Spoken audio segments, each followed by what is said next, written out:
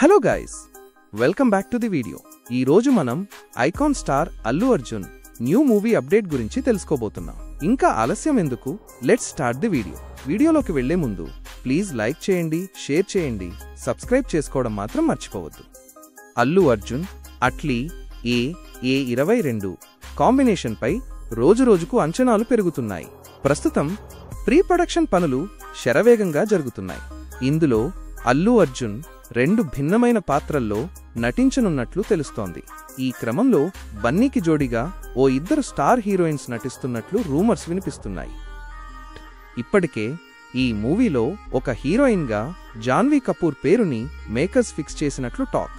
మరో హీరోయిన్గా దిశా పటాని, శ్రద్ధా కపూర్ వంటి వారిని డైరెక్టర్ అట్లీ కలిశారని వారితో చర్చలు జరిపినట్లు సమాచారం. కానీ ఇప్పటివరకు వీరిద్దరిలో ఎవరినీ ఖరారు చేయలేదని తెలుస్తోంది. ఇది అల్లు అర్జున్ నటిస్తున్న 22వ సినిమా కాగా అట్లీ డైరెక్ట్ చేస్తున్న 6వ సినిమా. ప్రస్తుతం ప్రీ ప్రొడక్షన్ వర్క్ జరుగుతోందని, ఈ ఏడాది చివరిలో రెగ్యులర్ షూటింగ్ స్టార్ట్ చేసేలా మేకర్స్ ప్లాన్ చేస్తున్నారు. ఏ22 మూవీ సన్ పిక్చర్స్ బ్యానర్ పై కళానిధి మారన్ భారీ బడ్జెట్తో ఈ చిత్రాన్ని నిర్మించనున్నారు. అల్లు అర్జున్ బర్త్డే ఏప్రిల్ 8 సందర్భంగా స్పెషల్ వీడియోతో ఈ క్రేజీ కాంబోను అనౌన్స్ చేశారు. ఇంటర్నేషనల్ స్టాండర్డ్స్ హాలీవుడ్ టెక్నీషియన్స్ తో ఈ చిత్రాన్ని తెరకెక్కిస్తున్నట్టు ఇందులో చూపించారు. దీనికోసం లాస్ ఏంజల్స్ లోని ఓ స్టూడియోలో అల్లు అర్జున్, దర్శకుడు అట్లీ, హాలీవుడ్ టెక్నీషియన్స్ తో ఇంటరాక్ట్ అయినట్టు, అవతార్ లాంటి భారీ బడ్జెట్ చిత్రాలకు వర్క్ చేసిన టెక్నీషియన్స్ దీనికి వర్క్ చేయనున్నట్టు ప్రకటించారు.